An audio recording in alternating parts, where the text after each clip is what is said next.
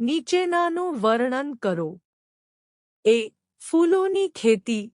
ફ્લોરિકલ્ચર. ફ્લોરિકલ્ચર એ બાગાયતની એક શાખા છે જે સુશોભન માટેના છોડના ઉછેર, જાળવણી, માર્કેટિંગ તેમજ બગીચાઓની જાળવણી અને લેન્ડસ્કેપિંગ સાથે સંકળાયેલી છે. બી.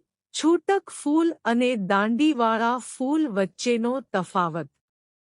છૂટક ફૂલ આ ફૂલોને દાંડી, ડાળી વગર તોડવામાં આવે છે. તેનો ઉપયોગ માળા, રંગોળી, ગજરા અને પૂજા અર્ચના માટે થાય છે. ગલગોટા, મોગરા. દાંડીવાળા ફૂલ આ ફૂલોને ચોક્કસ લંબાઈની દાંડી અથવા કળીઓ સાથે લણવામાં આવે છે. તેનો ઉપયોગ બુકે અને ફૂલદાનીની સજાવટ માટે થાય છે. ગુલાબ, ગ્લેડિયોલસ. સી.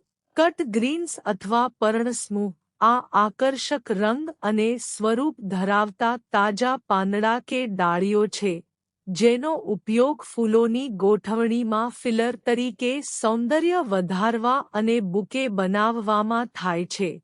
ફર્ન, શતાવરી. ભારતીય ફ્લોરિકલ્ચરની સંભાવનાઓ. ભારતમાં ફ્લોરિકલ્ચર ક્ષેત્રે વિશાળ તકો છે, કારણ કે દેશમાં વૈવિધ્યસભર આબોહવા છે. તહેવારો અને પ્રસંગોએ ફૂલોની માંગ સતત રહે છે. આ ક્ષેત્ર ગ્રામીણ યુવાનો અને મહિલાઓને રોજગાર આપે છે તેમજ નિકાસ દ્વારા વિદેશી હુંડિયામણ મેળવવામાં મદદરૂપ છે. લોનનું મહત્વ. લોન એ બગીચાનો અગત્યનો ભાગ છે. તે પર્યાવરણને સ્વચ્છ હવા અને ઓક્સિજન આપે છે.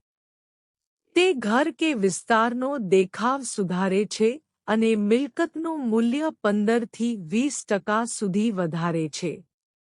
રમતના મેદાનો અને મનોરંજન માટે પણ તે ઉપયોગી છે.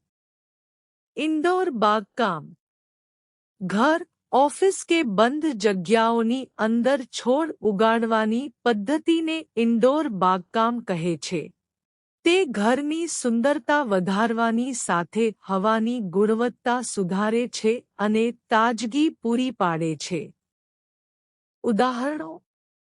એ. સજાવટના છોડ ક્રોટોન, મની પ્લાન્ટ. બી. સજાવટના વૃક્ષો ગુલમોહર, પલાશ. સી. સજાવટના મોસમી છોડ ગેલાર્ડિયા, પેન્સી. ડી. હર્બેસિયસ બારમાસી, જરબેરા, એન્થુરિયમ.